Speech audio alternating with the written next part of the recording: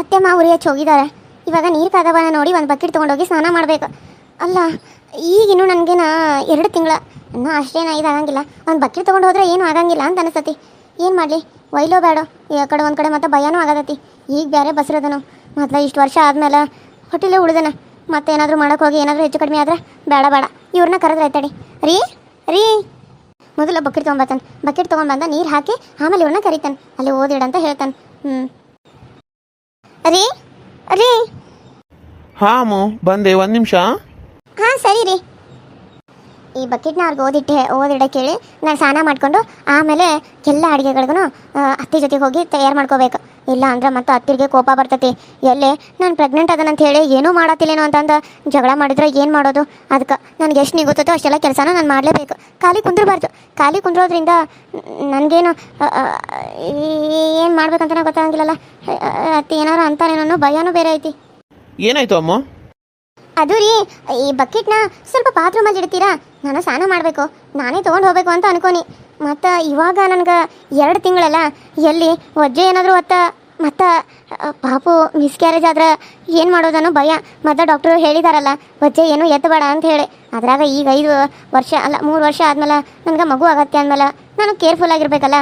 ಅದಕ್ಕಾಗಿ ನಿಮ್ಮ ಮನ್ಯಾಗ ಕರೆದ್ನಿ. ನಾನು ಒಯ್ಬೇಕನ್ನಿ ಒಂದೊಂದು ಚರಿಗೆ ಎಲ್ಲಿ ಆಟ ಆಡಲಿ ಅಂತೇಳಿ. ಮತ್ತು ನೀವು ಹೆಂಗೋ ಮನ್ಯಾಗ ಇದ್ರಲ್ಲ ಅದಕ್ಕೆ ನಿಮ್ಮ ಕಡೆಯಿಂದ ಓದಿಡ್ಸಿದ್ರಾಯ್ತು ಅಂತ ಕರೆದನ್ರಿ. ಅಯ್ಯೋ ಅಷ್ಟೇನಾ? ನಾನು ಒಯ್ಯಂಗಿಲ್ಲ ಅಂತನೋ? ತೊಗೊಂಡು ಬಾಯಿಲಿ, ನಾನು ತೊಗೊಂಡು ಹೋಗಿ ಇಟ್ಟು ಬರ್ತಾನೆ, ನೀನು ಹೋಗಿ ಸ್ನಾನ ಮಾಡು, ಸರಿನಾ?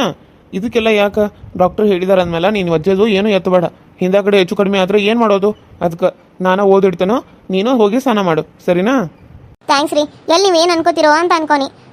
ಇಷ್ಟು ಹೆಲ್ಪ್ ಮಾಡಿದ್ರೆ ನನಗೆ ಅಷ್ಟೇ ಸಾಕು ರೀ. ಹೊಚ್ಚೇದೇನು ಎತ್ತಬೇಡ ಅಂದಾರಲ್ಲ ಅದಕ್ಕೆ. ಅಲ್ಲ, ಈ ಹಾಳಾದಾಕಿ ನನ್ನ ಮಗಗೆ ಕೆಲಸ ಹೇಳಕತ್ತಾಳೇನ? ಹೊರಗಡೆ ಹೋಗಿ ದುಡ್ಕೊಂಡು ಬರ್ತಾರ ಅವ್ರು. ಈಕಿ ನನ್ನ ಮಗಗೆ ಕೆಲಸ ಹೇಳಕತ್ತಾಳ.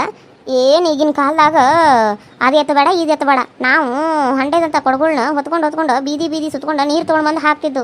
ಈಕಿ ಇಲ್ಲಿಂದ ಬಚ್ಚಲ್ಕೋದು ಇಡಾಕ ನನ್ನ ಮಗನ ಕರಿತಾಳೆ. ಮಾಡ್ತಾನೆ ತಡಿ, ನನ್ನ ಮಗ ಹೋಗ್ಲಿ. ಅವನ ಮುಂದೆ ಅಂದ್ರೆ ಸುಮ್ಮನೆ ಸಿಟ್ಟು ಮಾಡ್ಕೋತಾನೆ. ಅದಕ್ಕೆ ಅವ್ನು ಆ ಕಡೆ ಹೋದಾಗ ಈ ಕಡೆ ಅಂತಾನೆ ಈಗ ಮುಳಾಗ.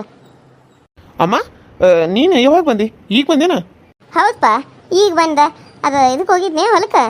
ಅವೆಲ್ಲ ಸ್ವಲ್ಪ ಕೈಪಲ್ಲೆಲ್ಲ ಹರ್ಕೊಂಡು ಕಾಸು ಹಂಗೆ ಬನ್ನಿ. ಹೌದು, ಏನಾಯ್ತು? ಏನು ಮಾಡತ್ತೀರಿ ಇಲ್ಲಿ ಇಬ್ರು ನಿಂತ್ಕೊಂಡೆ? ಏನಿಲ್ಲ ಬೇ, ಅಂದರೆ ಈಕಿಗೆ ಒಜ್ಜೆ ಏನು ಎತ್ತು ಬೇಡ ಅಂದಾರಲ್ಲ ಅದಕ್ಕೆ ಬಕೆಟ್ಗೆ ನೀರು ಹಾಕಿಟ್ಟಿದ್ಲು.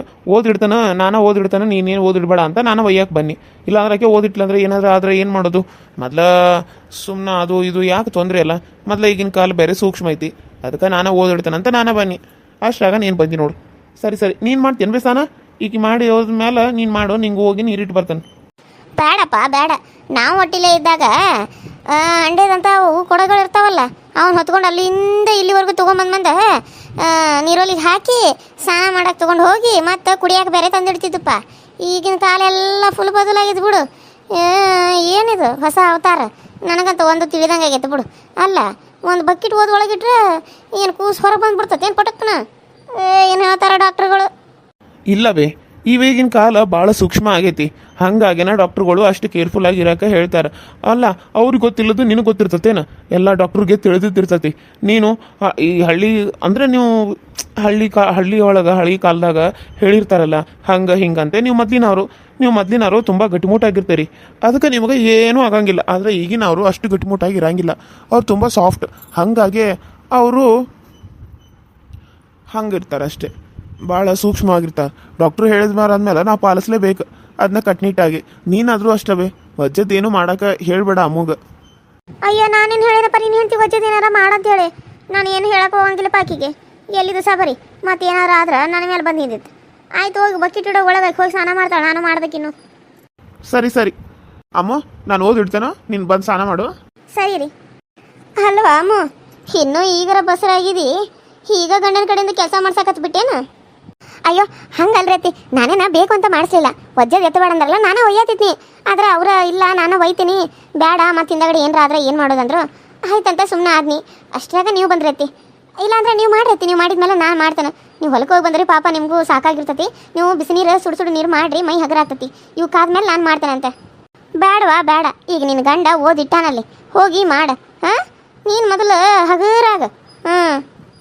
ಯಾಕೋ ಅತ್ತಮ್ಮ, ನೀವು ಮಾತಾಡೋ ಮಾತು ನನಗೆ ಯಾಕೋ ಮನ್ಸಿಗೆ ಒಂಥರ ಬೇಜಾರಾಗ್ತಾ ಇದೆ. ಒತ್ತಿ ಮಾತಾಡಿದಂಗೆ ಆಗತ್ತಿ. ನಿಮ್ಗೆ ನನ್ನ ಜೊತೆ ಮಾತಾಡೋಕೆ ಇಷ್ಟ ಇಲ್ಲ? ಅಯ್ಯೋ ಶಿವನ, ಏನಾರ ಮಾತಾಡ್ರಿ ಏನಾರ ತಿಳ್ಕೊತಿಯಲ್ಲ ಯವ್ವ ತಾಯಿ. ನಾನು ಯಾವಾಗ ನಿನ್ನ ಜೊತೆ ಮಾತಾಡೋಕೆ ಇಷ್ಟ ಇಲ್ಲ ಅಂತ ನಾನು ಏನಾದ್ರ ಅಂದೇನ? ಇಲ್ಲಲ್ಲ. ಆದ್ರೆ ನೀನು ಯಾಕೆ ಹಿಂಗೆ ತಿಳ್ಕೊಳಕತ್ತಿ? ಅಯ್ಯೋ ಹಂಗಲ್ಲ ಅತ್ತಿ, ಅದು ಅದು ಏನಂದ್ರ ಆಯ್ತು ಬಿಡ್ರಿ, ನಾನು ಹೋಗಿ ಮಾಡ್ತೇನೆ. ಅತ್ತಿ ಅಡುಗೆ ಏನು ಮಾಡ್ಬೇಕ್ರಿ? ನೀವೇನು ಮಾಡಂತಾರೆ ಅದನ್ನ ಮಾಡ್ತಾನೆ. ನಿನಗೇನು ತಿನ್ಬೇಕು ಅನಿಸ್ತತೋ ಅದನ್ನ ಮಾಡು. ನಾವು ಹೇಳಿದ್ದೀನಿ ಮಾಡಿರ ಏನ? ಮತ್ತು ನಿನ್ನ ಗಂಡು ಬರ್ತಾನ, ನಿಂಗೆ ಏನು ತಿನ್ಬೇಕು ಅನ್ಸತ್ತೆ ಹೇಳವ, ಹೋಗಿ ತೊಗೊಂಡು ಬರ್ತಾನ ಅಂತಂತಾನೆ. ಅದಕ್ಕೆ ಯಾಕೆ ನಿಂಗೆ ಏನು ತಿನ್ಬೇಕು ಅನ್ಸತ್ತೆ ಅದನ್ನ ಮಾಡು. ಇದು ಅಂತ ನಾನು ಏನು ಹೇಳಂಗಿಲ್ವ. ಎಲ್ಲ ನಿಮ್ದ ರಾಜಿ ಬರ್ಯ ನಡೆಸ್ರಿ. ಅಯ್ಯೋ ಅತ್ತಿ ಹಂಗೇನು ತಕ್ಕತ್ರಿ, ನೀವೇನು ಹೇಳ್ತಾರೋ ಅದನ್ನ ಮಾಡ್ತೀನಿ ನಾನು. ಸರಿ ಮಾಡು. ರೊಟ್ಟಿ ಪಲ್ಯ ಮಾಡು. ಸ್ನಾನ ಮಾಡಿ ರೊಟ್ಟಿ ಹಾಗಲಕಾಯಿ ಹುರಿದ ಕಸ ಫ್ರೈ ಮಾಡಿ ಪಲ್ಯ ಮಾಡು. ಆಮೇಲೆ ಅದ್ರ ಜೊತೆಗೆ ಹೆಸರು ಕಾಳು ದಾಲ್ ಮಾಡು, ಇಲ್ಲಾಂದ್ರೆ ಹೆಸರು ಕಾಳು ಉದ್ರ ಕಾಳು ಪಲ್ಯ ಮಾಡು. ಎರಡೂ ಕಾಂಬಿನೇಷನು ಚಲೋ ಇರ್ತೈತಿ. ಮಾಡ್ತೀಯನ? ಏನು ನಾನು ಮಾಡಬೇಕು? ಅಯ್ಯೋ ಇಲ್ಲ ಅತ್ತಿ, ನಾನೇ ಮಾಡ್ತೇನೆ ರೀ. ಯಾಕತ್ತಿ ನನ್ನ ಮ್ಯಾಲ ಸಿಡಿ ಅನ್ನಕತ್ತೀರಿ? ಕೇಳಬೇಕೋ ಕೇಳಬಾರ್ದು ಅಂತ ಗೊತ್ತಿಲ್ಲ, ಕೇಳ್ಬೇಕನ್ನಿಸ್ತು ಅದಕ್ಕೆ ಕೇಳಾಕತ್ತೀನಿ. ನಾನು ಏನಾದರೂ ತಪ್ಪು ಮಾಡಿದ್ನೇನ? ಅಯ್ಯೋ ಶಿವನ, ನೀನು ತಪ್ಪು ಮಾಡಿದಿ ಅಂತ ನಾನು ಯಾವಾಗ ಹೇಳಿದ್ನೆ ಯವ್ವ? ಹಾಗೆಲ್ಲ ಅನ್ಬೇಡ ಯವ್ವ ತಾಯಿ.